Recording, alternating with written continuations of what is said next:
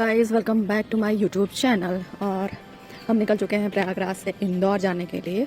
और हमारा अचानक से प्लान बना इंदौर जाने का, बिकॉज मैंने फॉर्म भर रखा था असिस्टेंट प्रोफेसर एमपी का। और हमें लगा था कि हमारे पास काफ़ी बढ़िया टाइम है, एटलीस्ट 1 मंथ का। बट अचानक से डेट आ गई, क्योंकि एग्ज़ाम में प्रिपरेशन करते करते कब टाइम गुजर जाता है पता नहीं।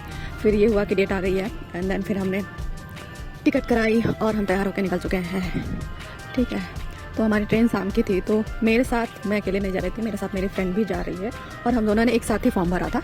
और लकली हम दोनों का सेंटर भी एक ही जगह पर है, तो डिफरेंस है, बस डायरेक्शन थोड़ा सा ईस्ट और वेस्ट का है। और डिस्टेंस 30 किलोमीटर मतलब 30 मिनट का है, नॉट किलोमीटर का है। सो हमारे लिए थोड़ा ईजी है, बिकॉज हम लोग निकल चुके हैं। और ऑब्वियस है, हम निकलेंगे तो अपने लिए हम लोगों ने कुछ खाना पीने का ले लिया था, because we don't want to be bore. और शाम के टाइम क्या मिलेगा क्या नहीं मिलेगा, मैं उतना प्रेफर नहीं करती बाहर का खाना, इसलिए हमारी मम्मी ने पैक कर रखा था, वही हम लोगों ने रास्ते में खाया पिया।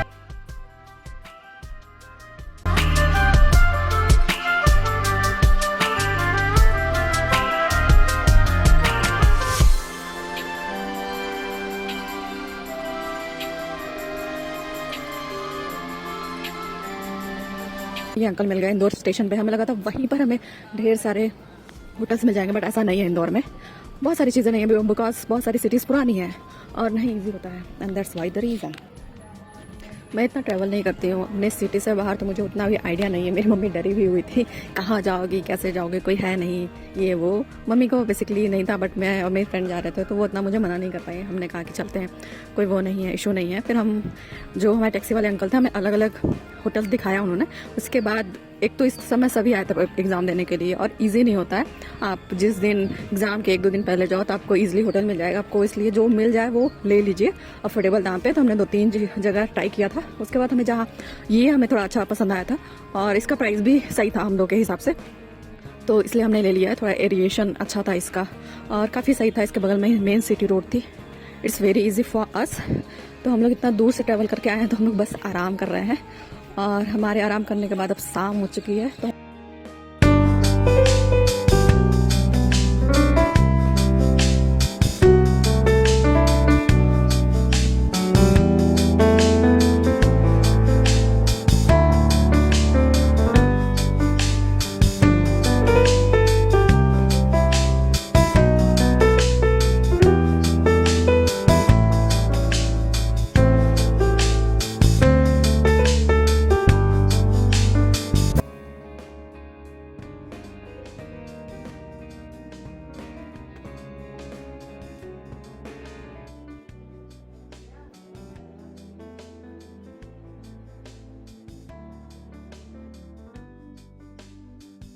यहाँ के आसपास की चीज़ों में देखते हैं कि क्या है ऐसा घूमने के लिए। हम लोग बाहर देखा तो ये रोड पे एक जगह बहुत भीड़ लगी हुई थी, और वो वहाँ पे गोलगप्पे की दुकान थी। और हम लोग कब से देख रहे हैं, यहाँ पे कब से काफ़ी भीड़ है, हम लोग काफ़ी टाइम से देख रहे हैं। और बीइंग अ गर्ल, आप एक नए सिटी में हो तो आपका फर्स्ट में इट्स वेरी इजी कि आप गोलगप्पे खा लो। तो हम लोग यहाँ पहुँचे, तो हम लोग ने ट्राई किया गोलगप्पे। दिस इज़ रियली टेस्टी, ये बहुत टेस्टी हैं।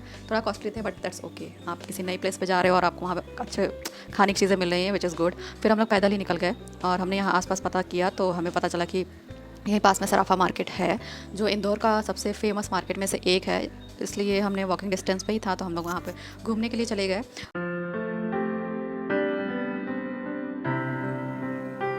सराफा बाज़ार यहाँ बहुत दूर नहीं है, जैसा कि हमें लोगों से पता चला। और यहाँ की, जब हम आगे बढ़े तो यहाँ का मार्केट काफ़ी क्लीन था, काफ़ी सुंदर था। ऑब्वियस है कि इंदौर सबसे क्लीन सिटी इंडिया की मानी जाती है, तो साफ़ सफाई इज़ ब्यूटीफुल थिंग, हर जगह होनी चाहिए। हमें कुछ इंस्पिरेशन लेनी चाहिए।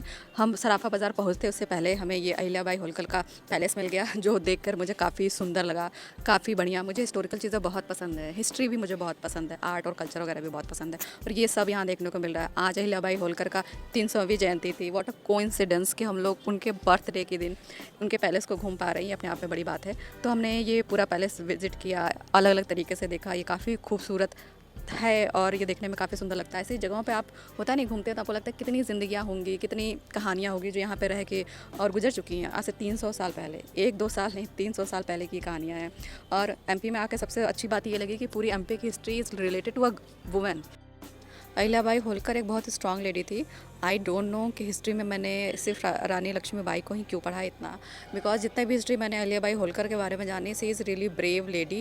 उन्होंने इंडिया के बहुत डिफरेंट जगह पर शिव मंदिर बनवाया जो उनको बहुत पसंद थे, मतलब वो पूरी डिवोटी थी शिव भगवान जी की, और बहुत सारे उन्होंने लड़ाइयाँ लड़ी, युद्ध जीते, उनके पति की मृत्यु के बाद उन्होंने अपना साम्राज्य बहुत अच्छे से संभाला। ये सारी चीज़ें जो हमने वहाँ पर देखी वो मैंने उतना नहीं पढ़ी हैं।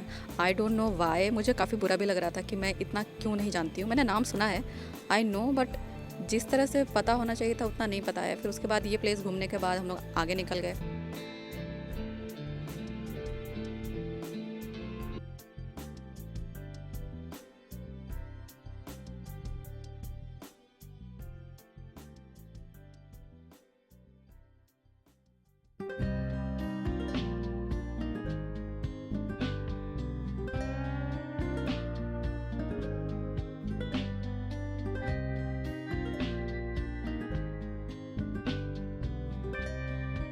रास्ते में थोड़ा बहुत कुछ खाया पिया, हमने चाय पी जो काफ़ी टेस्टी थी। उसके बाद हम वापस आ गए एक नई प्लेस पे, that is the Ahilyabai Holkar museum है। ये काफ़ी खूबसूरत है।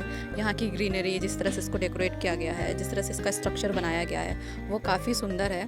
और ऑब्वियस है, जैसा मैंने बताया कि वो शिव भगवान की भक्त थी, तो शिव भगवान जी की मूर्ति है यहाँ पर, और यहाँ पे लोग विज़िट करने आते हैं। और ये बहुत ही पुराने चीज़ें थी जो काफ़ी सुंदर थी। इसके ऊपर वाले पर फ्लोर पे म्यूज़ियम था जिसमें पूरी अहिल्याबाई होलकर की लाइफ के बारे में बताया गया, जिसमें वो कहाँ कहाँ पर क्या क्या मंदिर बनवाई, किस तरह से उन्होंने युद्ध लड़ा, उनकी ज़िंदगी क्या थी, शादी के बाद उनकी लाइफ कैसी थी, तो उनके पति की डेथ के बाद उनकी लाइफ कैसी थी, ये सब हमने वहाँ पर जाना। मैंने बहुत कुछ रिकॉर्ड नहीं किया, फिर वो सब मुझे जान के काफ़ी अच्छा लगा। हमारे एग्ज़ाम भी है असिस्टेंट प्रोफेसर के, तो मैं एज ए जनरल नॉलेज भी सारी चीज़ें अच्छे से सुन रही थी ताकि कल को एग्ज़ाम में कुछ आ जाए, बिकॉज इनकी हिस्ट्री यहाँ पर टोटली रिलेटेड है। तो MP की हिस्ट्री में अहिल्याबाई होलकर इस मेजर रोल प्ले करती हैं, विच इज़ रियली एजुकेशनल, जो मुझे काफ़ी अच्छा लगा। उसके बाद हम लोग फिर वापस आ गए।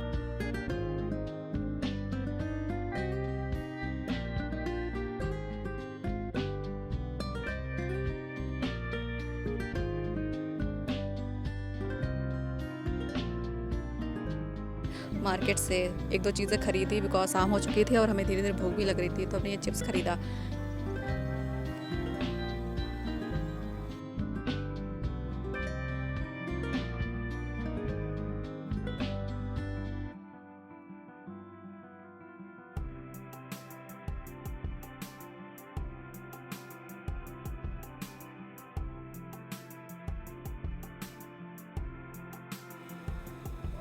हमने पूरा मार्केट घूमा और हमें चलते चलते भूख लग गई थी, तो हमने रास्ते में ये सैंडविच खाई जो हमें ठीक लगी, बट हमारे इस एक सैंडविच में हम 2 लोग का पेट नहीं भरता। तो फिर हम लोग रात को आ गए थे, बहुत रात नहीं थी बट टाइम से 7 बजे तक आ गए थे अपने रूम पर। फिर हमने ये भोजन ऑर्डर किया जो 1 लोगों के लिए था, जो हम दोनों के लिए सफिशिएंट था, और हमने ये खाना खाया। Thank you so much for watching this vlog. मिलते हैं इसके पार्ट 2 में, तब तक के लिए बाय बाय।